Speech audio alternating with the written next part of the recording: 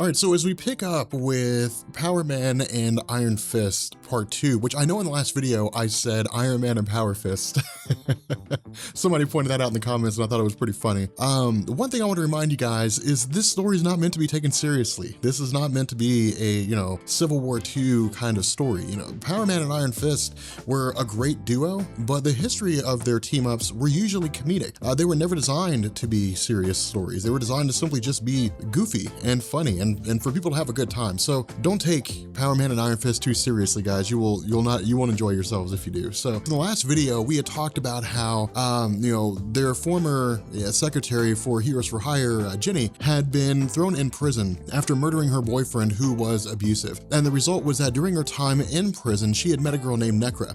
And Necra had basically informed, Jenny of an artifact called the Super Soul Stone, and that those individuals who put markings on their bodies and utter a incantation will be endowed with absolute power. It was considered to be nonsense, and the result is that once Jenny got out of jail, she immediately began speaking with a woman named Mariah Dillard. Now again, Mariah Dillard was a villain whose greatest criminal scheme, and I think it's probably one of the most intelligent criminal schemes I've ever heard of, her greatest criminal scheme was using an ambulance to pick up dead bodies, robbing them of their valuables, and then disposing of the bodies. I know it's a terrible thing to say, but again, it's not the most unintelligent criminal scheme that I've ever heard of. But the result here is that, with things being as they are, Luke Cage and Iron Fist did not know that this was the case. They had total faith in Jenny because Jenny had worked for them for so long. They had no reason to believe that she was going to be a villain. But as things progressed and they learned that the necklace belonged or was in possession of a guy named Tombstone, again, a street level villain, that when the necklace had effectively been taken, that Tombstone had basically blamed them for the entire situation. He said that it was an easily preventable thing. Of course, they were the ones that took it, but they didn't take it realizing what was going on. They took it believing that it was truly Jenny's necklace that had belonged to her grandmother. And so again, because of the fact that, Tombstone had been pursuing the necklace so intently, Luke Cage and Iron Fist had basically come to the conclusion that maybe there was more to the story than they were being told. And so their goal was to track down Jenny and find out what was going on. And so we pick up with Luke Cage and again, Jessica Jones. And as the two of them are talking with one another, Iron Fist is right around the corner and listening to everything that's going on, and he's basically being badmouthed like you wouldn't believe. Jessica Jones seems to hate him, but as we know with Jessica Jones' character, and as Luke Cage points out to Danny Rand later in the story, Jessica Jones' means of displaying affection is by being really mean to people. And I know it seems weird, but if she didn't care about, it's one of those classic examples. If she didn't like him, she wouldn't give him a hard time. And that's basically what happens. Once Luke Cage and Danny Rand are asked to explain everything that's going on, the story is as crazy as it sounds. Now again, what they tell Jessica Jones is basically what I just told you guys a second ago. And Jessica's kind of like, okay, fine, go do what you guys need to do. But just so you know, this sounds incredibly dumb. And so what we do is we pick up with Jenny and we pick up with Mariah Dillard. And as they have this power of the Super Soul Stone, because of the fact that it endows its user, at least it seems to endow its user with super strength, they immediately take to a 24-hour grocery store, which is actually a front for illegal gambling. And when they get in there, they basically rob the joint.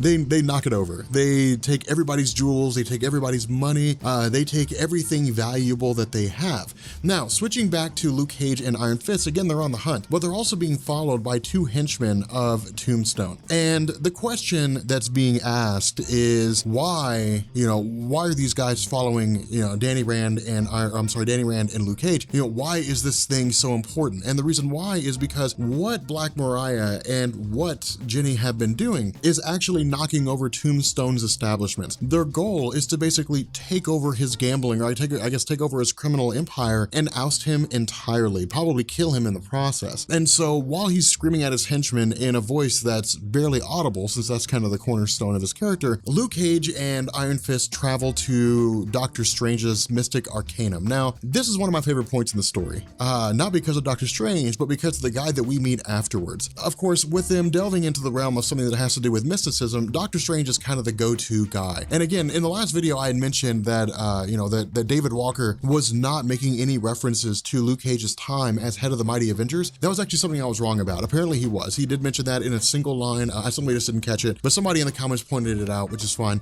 But when they went to go meet Doctor Strange, the question they had is, do you know anything about the Super Soul Stone? And Doctor Strange, his response is, nope. As far as he knows, there's nothing like that. But but he also takes pot shots, which is kind of both common and uncommon. But for those of you guys who don't know, in Marvel Comics, Doctor Strange was a very arrogant, surgeon, and he learned to be humble on his way to becoming the Sorcerer Supreme, but he still maintained a bit of arrogance. And what he basically says is that there are inferior forms of magic, basically parlor tricks and street magic, and those things aren't to be taken seriously, that he as Doctor Strange is the master of the mystic arts, and if it's magic worth knowing about, then he knows about it. Basically saying if the Super Soul Stone is a magical artifact, it's totally irrelevant in the realm of mystic arts. And so Danny Rand kind of points this out. He takes notice of this, and so Luke Cage says no, they're going to go to a guy that they should have gone to in the first place. They're going to go to a guy named Senor Magico. Now, I really hope you guys put his name down in the comments section, because I just want to see people just type Senor Magico in the comments section of this video. This guy is amazing.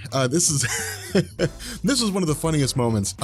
Senor Magico is, I guess, a magic, he's a master of street level mystic arts, and he knows about the Super Soul Stone. Now, when he's told that Doctor Strange didn't know what the Super Soul Stone was, Senor Magico says he's from too on high. He doesn't understand the intricacies of magic. More so than that, Senor Magico says he's forgotten more than Doctor Strange will know, which is silly, but again, this points to the silly nature of, Power Man and Iron Fist comics. But what he tells us is that there was an entity named Anansi, and Anansi was basically a guy, he was a street level, not really a street level magician, but he was a guy who used street level magic in order to play tricks on people. So think of him as like the street level magic version of Loki from Asgard. But the Super Soul Stone was created and would endow its wielder with limitless power if that individual was able to put those runes on their skin and then utter the enchantment the same way that that Ginny did. The problem with this is that from the point that this ceremony is performed up until, this limitless power is officially bestowed, the Super Soul Stone will start to influence the personality of that person. And because the Super Soul Stone was designed to explicitly only be used by weak people, it's effectively taking over the mind of Ginny as a weak human being and turning her into an absolute monster, both physically and emotionally. And so Luke Cage and Iron Fist come to the conclusion that they were basically duped, that there is a lot, they're in a lot of trouble, that things are really going to become absolutely chaotic. But what Senor Magico also says is that the only way to defeat the Super Soul Stone is to basically combat its wielder with strength greater than the strength that the Super Soul Stone gives. The problem with this is that Senor Magico has no idea what that means, and neither does anybody else. And so they're just kind of left to their own devices to do what they can. And so from here, we switch to Ginny. Now, this is not a super important moment. This is simply just David Walker showing us how the Super Soul Stone corrupts its wielder, in the sense that Ginny's becoming more tyrannical, Ginny's becoming more insane.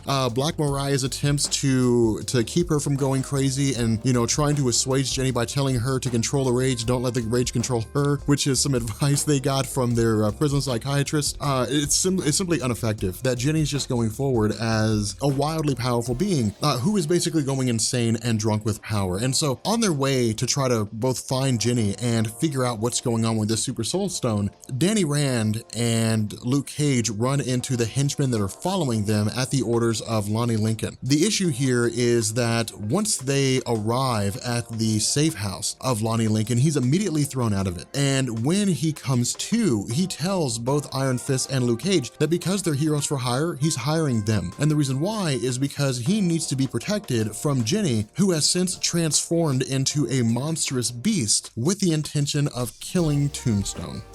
And so from here, we pick up with the final issue of Power Man and Iron Fist. And man, I gotta tell you guys, this comic went off the rails fast.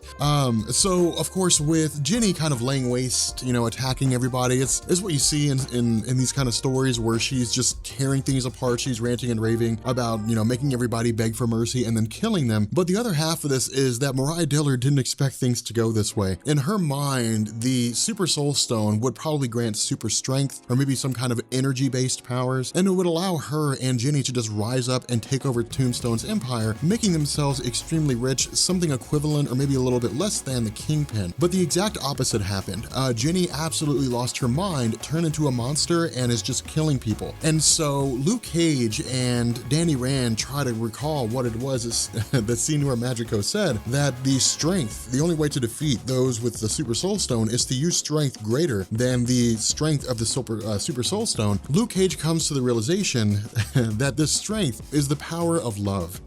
This is weird. And so as he's going through, of course he has a vehicle thrown at him. He dodges the vehicle. He shouts "Sweet Christmas" because it's a Luke Cage, it has Luke Cage in the story. And the idea here is the only way for Luke Cage to reach Jenny is to reach her on a personal level, to get past all the insanity that's going on and talk to her as best he can. To be honest with you guys, I'm reaching to try to bring you guys a reasonable explanation on this. But because of everything that's happening, no one quite really knows how to handle the situation. Mariah is reaching out to Jenny because of the fact that the two of them have been so close, or relatively close, and in the end, she'll actually be the one to save the day here. But immediately going after Tombstone, the idea of Danny Rand is to get Tombstone out of here as fast as he can. But in the end, they don't. And what ends up happening is Luke Cage and Danny Rand use their own version of the fastball special. Now, for those of you guys who don't know about the fastball special, this is a hallmark of Colossus and Wolverine, and it's literally just Colossus picking Wolverine up and throwing him at a target. And this is what Luke Cage does. Because Danny Rand's Iron Fist gives him a fist, literally allows him to channel his chi into his fist and make it iron hard, he simply does this and then gets thrown at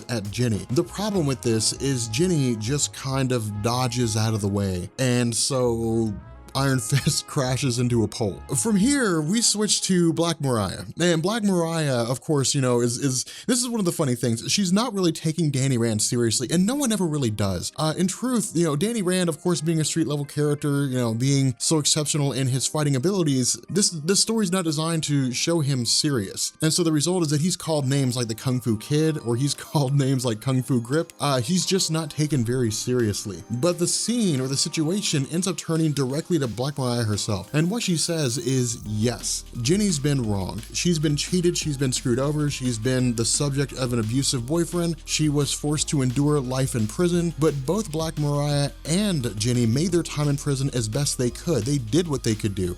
Jenny taught Black Mariah how to read. She shared great moments with the heroes for hire, Luke Cage and Iron Fist. But despite all this, Jenny does not necessarily seem to be paying attention. But what we learn is that this entire situation is really just Jenny lashing out. It's really just like a physical manifestation of all the anger and all the rage that she's ever felt, and simply saying that she doesn't want to be hurt anymore. She doesn't want to be victimized anymore. And so it seems as though David Walker's kind of going for this undercurrent of, Jenny trying to stand up for herself the best way she knows how. And the best way that she knew how to do that was to draw incantations on her skin, utter an enchantment that she didn't understand anything about, and then turn into a giant monster. And so once this happens, once she sort of lets all this anger go, she's a stronger person because of it. And because the Super Soul Stone cannot influence those who are strong-willed people, its power dissipates in its entirety, and Jenny reverts back to her normal human form. And so from here, Tombstone basically says that he wants the Super Soul Stone necklace back, but Danny Rand and Luke Cage say no, that's not going to happen. They're not going to leave that in the hands of someone like Tombstone.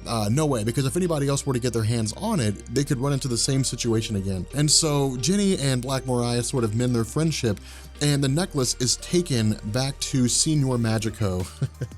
What an amazing character. I want to read a story about Senor Magico. They take the necklace back to Senor Magico, and Senor Magico asks the question, does this mean that Luke Cage and Iron Fist are back together again? And Luke Cage says yes. And so this is effectively the story telling us how Power Man and Iron Fist came back together as the heroes for hire. With that being said, yes, this series would have made a much better episode of The Rundown.